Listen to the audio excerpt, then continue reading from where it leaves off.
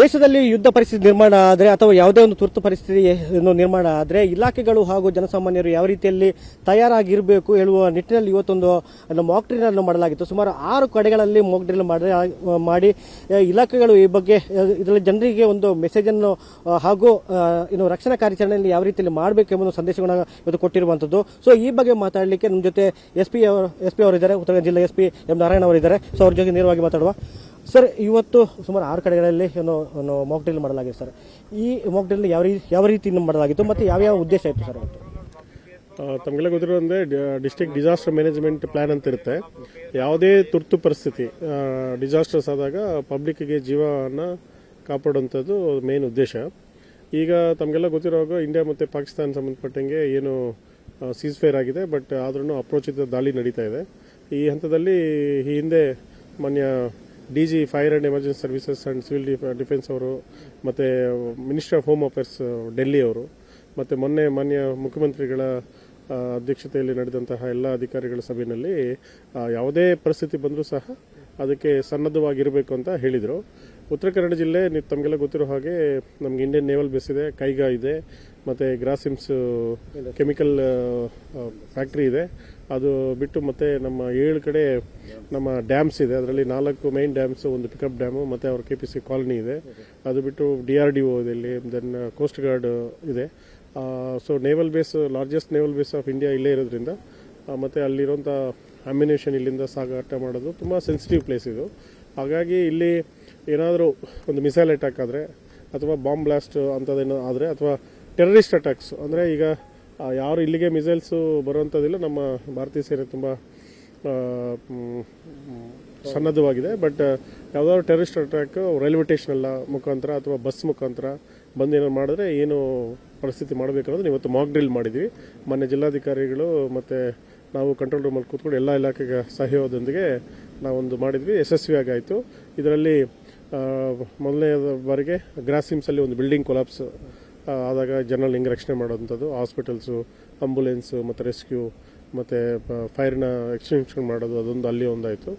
ಮೊದಲಿನಲ್ಲಿ naval ಏರಿಯಾದಲ್ಲಿ ಬೆಂಕಿ bomb ಶೆಲ್ಲಿಂದ ಆದರೆ ಅಲ್ಲಿ ಹಿಂಗೆ ಅದನ್ನು ನಂದಿಸ್ಬೇಕನ್ನೋದು ಅದೊಂದು ಮಾಕ್ ಡ್ರಿಲ್ ಆಯಿತು. ಅದರಲ್ಲಿ ಅದಾದ ನಂತರ ರೈಲ್ವೆ ಸ್ಟೇಷನಲ್ಲಿ ಒಂದು ಬಾಂಬ್ ಬಂದಾಗ ಸಿಚುವೇಷನಲ್ಲಿರೋ ಪ್ರಯಾಣಿಕರು ಮತ್ತು ಅಲ್ಲಿಂದ ಯಾವುದು ಜನಸಂದಣಿ ಆಗದಿರೋ ಹೆಂಗೆ ನೋಡೋದು ಅನ್ನೋದು ಅದನ್ನು ಒಂದು ನಾವು ಮಾಡಿದ್ವಿ. ಅದು ಬಿಟ್ಟು ಮತ್ತು ಕೈಗಾದಲ್ಲಿ ಅಲ್ಲಿ ಸಹ ಫೈರ್ ಆಕ್ಸಿಡೆಂಟ್ ಒಂದು ಮಾಡಿದ್ದಾರೆ. ಮತ್ತು ಹರ್ಟುಗ ಅಂತ ಒಂದು ವಿಲೇಜಿಂದ ಸಿದ್ದರ ವಿಲೇಜ್ಗೆ ಜನಗಳನ್ನ ಎವಾಕ್ಯುಯೇಷನ್ ಮಾಡೋಂಥದ್ದು, KPCಯಲ್ಲಿ ಒಂದು ನೆರೆ ಬಂದರೆ ಅಥವಾ ರೇಡಿಯೇಷನ್ ಬಂದಾಗ ಈ ಮುಂಚೆನೇ ಮಾಡೋದೊಂದಾಗಿದೆ. ಮತ್ತು ವೆರಿ ಮುಖ್ಯವಾಗಿ ಈಗ ತಾವು ಇಲ್ಲಿ ಠಾಕೂರ್ ಬೀಚ್ ಸಂಜೆ ಸುಮಾರು 1000ರಿಂದ 2000 ಜನ ಏನು ಪ್ರವಾಸಿಗರಲ್ಲಿ ಇರ್ತಾರೆ. ಇಲ್ಲಿ ಯಾರಾದರೂ ಒಂದು ಮಿಸ್ಚೀಫ್ ಮಾಡಿದ್ರೆ ಜನಗಳನ್ನ ಸುರಕ್ಷಿತ ಪರಿಸ್ಥಿತಿ ತಗೊಳ್ಳೋದು ಒಂದು ಮಾಕ್ ಡ್ರಿಲ್ ಮಾಡಿದ್ವಿ, ಒಂದು ಶೆಲ್ಸ್ ಬಿದ್ದಂಗೆ. ಅದರಲ್ಲಿ ಈಗ civil defence, then KRIMS hospital ಅವರು ಮತ್ತು ಆಂಬುಲೆನ್ಸಸ್ ಇನ್ ಟೈಮ್ಗೆ ಬಂದು ರೆಸ್ಪಾಂಡ್ ಮಾಡಿ ಅವ್ರನ್ನ ಹಾಸ್ಪಿಟಲ್ಗೆ ಸೇರಿಸಿ ಅವರೆಲ್ಲ ಪ್ರಾಣ ರಕ್ಷಣೆ ಮಾಡೋಂಥದ್ದು. ಮತ್ತು ಯಾರು ಆರೋಪಿಗಳಿದ್ದಾರೆ ಅವ್ರನ್ನ ಏನು ಹಿಡಿಯುವಂಥ ಒಂದು ಎಕ್ಸಸೈಸ್ನ ಸಹ ನಮ್ಮವ್ರು ಮಾಡಿದ್ದಾರೆ. ಸೊ ಇದರಿಂದ ಇದಲ್ಲದೆ ಉತ್ತರ ಕನ್ನಡ ಜಿಲ್ಲೆಯಲ್ಲಿ ಒಂದು 14 ಮೇಜರ್ ಬ್ರಿಡ್ಜಸ್ಸು, 131 ಮೈನರ್ ಬ್ರಿಡ್ಜಸ್ನಲ್ಲಿ ಇವತ್ತು ಮೆನ್ ಹಾಕಿದ್ವಿ. ಅದೇ ರೀತಿ ಎಲ್ಲ ಡ್ಯಾಮ್ಗಳಿಗೆ ಭದ್ರತೆಯನ್ನು ನಾವು ಕೊಟ್ಟಿದ್ವಿ. ಅದಾದ ನಂತರ ಏನು ಎನಿ ತುರ್ತು ಪರಿಸ್ಥಿತಿನಲ್ಲಿ ಎಮರ್ಜೆನ್ಸಿ ಸರ್ವಿಸಸ್ ಒಂದು ಕಡೆ ಕಮ್ಯುನಿಕೇಷನ್ ಮಾಡೋಂಥಕ್ಕೆ ಒಂದು control room, shadow control room, police control room ಮಾಡಿ ಒಂದು ಸಮನ್ವಯವನ್ನು ಸಾಧಿಸಿದ್ವಿ. ಹಾಗಾಗಿ ಯಾವುದೇ ತುರ್ತು ಪರಿಸ್ಥಿತಿ ಬಂದರೂ ಸಹ ನಾವು ಅದನ್ನು ಏನು ಮಾಡೋದು ಎದುರಿಸೋದಕ್ಕೆ ನಾವೆಲ್ಲ ಸನ್ನದ್ಧವಾಗಿರೋದು ಗೊತ್ತು. ನಮ್ಮಲ್ಲಿ ಏನೇನು ಲೂಪ್ಸ್ ಇದೆ ನಾವು ತಿರ್ಗಾ ಮೀಟಿಂಗ್ ಮಾಡಿ ಅದನ್ನು ನಾವೆಲ್ಲ ಸಂಪನ್ಮೂಲಗಳನ್ನ ಕ್ರೋಢೀಕರಿಸ್ತೀವಿ. ಸರ್, ಈ ಬಗ್ಗೆ ಏನೋ ಒಂದು ಕಾರ್ಯಾಚರಣೆ ಮಾಡಲಿಕ್ಕೆ ಟೀಮ್ ಏನು ಫಾರ್ಮ್ ಮಾಡಿದ್ದಾರೆ ಸರ್? ಎಷ್ಟು ಇಲಾಖೆಗಳು ಇವರು ಸಹಯೋಗ ತಗೊಂಡ್ರಿ? ಆ್ಯಕ್ಚುಲಿ ನೋಡಿ, ಇದರಲ್ಲಿ ಆಲ್ಮೋಸ್ಟ್ ಪೊಲೀಸ್ ಇಲಾಖೆಯಿಂದ 500ರಿಂದ 1000 ಜನ ಇವತ್ತು ಸೇರಿದ್ದಾರೆ. ಸಿವಿಲ್ ಡಿಫೆನ್ಸಿಂದ ಒಂದು 500 ಜನ, ಫೈರ್ ಆ್ಯಂಡ್ ಎಮರ್ಜೆನ್ಸಿ ಸರ್ವಿಸಸ್ಸಿಂದ ಎಂಟೈರ್ ಜಿಲ್ಲೆದು ಫೈರ್ ಟೆಂಡರ್ಸು ಸೇರಿ ಒಂದು 20ರಿಂದ 25 ಫೈರ್ ಟೆಂಡರ್ಸ್ ಇದರಲ್ಲಿ ಪಾಲ್ಗೊಂಡಿದೆ. ಮತ್ತು ಅದು ಬಿಟ್ಟು ನೇವಿ ಅವ್ರದ್ದು ಒಂದು ಕಂಟಿಜೆಂಟ್, ಮತ್ತು ಕೈಗಾದವ್ರ ಒಂದು contingent, CSF, home guards, civil defence ಮತ್ತು NSS, NCC ಎಲ್ಲರೂ ಬಂದಿದ್ದಾರೆ. ಈಗ ನೀವೆಲ್ಲ ನೋಡ್ತಾ ಇರ್ಬೋದು, ಬ್ಲ್ಯಾಕ್ಔಟ್ ಆಗುವಂಥ ಒಂದು ಎಕ್ಸಸೈಸ್ನು ಸಹ ಇಲ್ಲಿ ಮತ್ತು ಕೈಗಾದಲ್ಲಿ ಮಾಡ್ತಾ ಇದ್ವಿ. ಅದೇ ಬಿಟ್ಟು ನಮ್ಮ ಭಟ್ಕಳ ಮತ್ತು ಮುರುಡೇಶ್ವರದಲ್ಲಿ ಸಹ ಅಲ್ಲಿ ಬೀಚ್ ಎವ್ಯಾಕ್ಯುಯೇಷನ್ ಎಲ್ಲ ಆಗ್ತಾ ಇದೆ.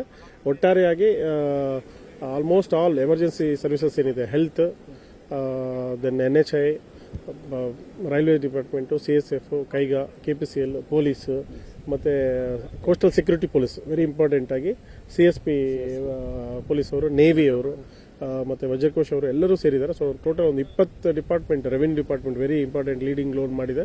ಮಾನ್ಯ DC ಮೇಡಮ್ ಅವರು ಕಂಟ್ರೋಲಲ್ಲೇ ಕೂತು ಸಮನ್ವಯ ಮಾಡಿದ್ದಾರೆ. So we are ready for to face any consequences and to save the lives of the people. Sir, ಇಂಥ ಸಂದರ್ಭದಲ್ಲಿ ಸರ್ ಕೆಲವರು ಸಾಮಾಜಿಕ ಜಾಲತಾಣದಲ್ಲಿ ಅದನ್ನು ದೇಶ ವಿರೋಧ ಅಂತ ಪೋಸ್ಟ್ ಆಗಿರ್ಬೋದು ಅಥವಾ ಕೆಲವು ಬೇರೆ ಬೇರೆ ಪೋಸ್ಟ್ ಹಾಕಿಕೊಂಡು ಸಮಾಜ ಶಾಂತಿ ಕದಡಲಿಕ್ಕೆ ಏನೋ ಕೆಲವರು ಟ್ರೈ ಮಾಡುವಂಥದ್ದು. ಸೊ ಅವರ ವಿರುದ್ಧ ಯಾವ ರೀತಿ ಕ್ರಮ ಕೈಗೊಳ್ಳಲಿಕ್ಕೆ ವ್ಯವಸ್ಥೆ ಇದೆ ಸರ್?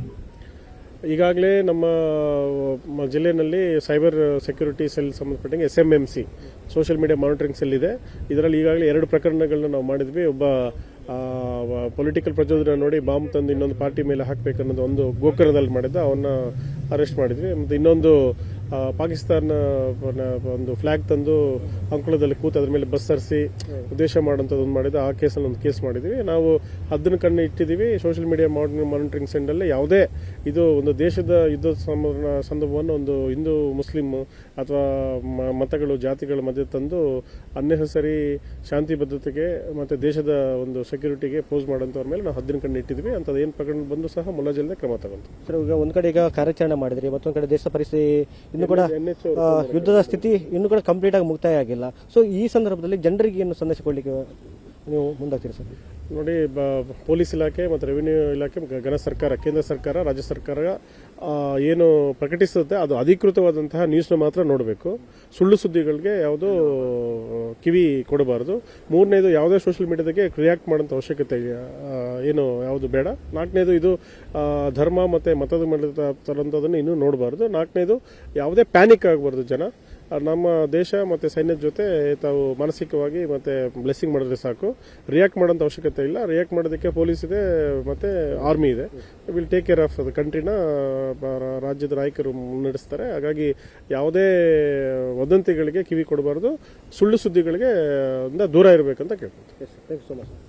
ಸೊ ಇದು ಉತ್ತರ ಕನ್ನಡ ಜಿಲ್ಲಾ SP ಅವರ ಅಭಿಪ್ರಾಯ ಆಗಿರುವಂಥದ್ದು. ಕ್ಯಾಮರಾ ಪರ್ಸನ್ ಗಿರೀಶ್ ನಾಯ್ಕ್ ಜೊತೆ ಭರತರಾಜ್ ಕನ್ನಡಕ, ಏಷ್ಯಾನೆಟ್ ಸುವರ್ಣ ನ್ಯೂಸ್, ಕಾರವಾರ.